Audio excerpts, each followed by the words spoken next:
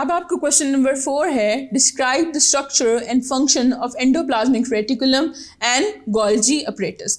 अब इसमें दो चीज़ें पूछी गई हैं, तो आप अपनी बुक के पेज नंबर 63 एंड 64 पे देखें, हेडिंग्स बनी हुई हैं एंडोप्लाज्मिक रेटिकुलम की भी और सेक्शन गोल्जी अपरेटस का भी है।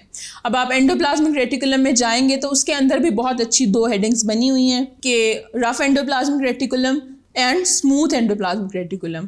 अब इन दोनों के अंदर आपने क्या करना है कि एक छोटी छोटी सब हेडिंग दे देनी है, स्ट्रक्चर, उसके आगे उसका स्ट्रक्चर लिख दें कि रफ का रफ स्ट्रक्चर है और उसका फंक्शन लिख दें कि उसका फंक्शन क्या है। इसी तरह स्मूथ के अंदर भी स्ट्रक्चर और फंक्शन की दो हेडिंग्स दें और उसका स्ट्रक्चर मेंशन कर दें कि वो स्मूथ है और उसका फंक्शन बता दें कि उसका फंक्शन क्या है। नेक्स्ट हेडिंग आप दें गोल्जी अपरेटस की, उसमें बताएं गोल्जी अपरेटस क्या होता है, क्या करता है, और नीचे आप दो हेडिंग्स देंगे स्ट्रक्चर एंड फंक्शन की। रादर आपने जो क्या करता है वाला पार्ट है वो आपने फंक्शन के अंदर लिखना है और वो कैसा होता है वो स्ट्रक्चर के अंदर लिखना है। तो इस तरह से आप ये क्वेश्चन अटेम्प्ट करेंगे। अगर अभी भी नहीं समझ आया और आपको और डिटेल्स चाहिए इनके स्ट्रक्चर, फंक्शंस और किस तरह से ऑर्गेनाइज्ड हैं इसके बारे में, तो you can watch my videos of chapter 4।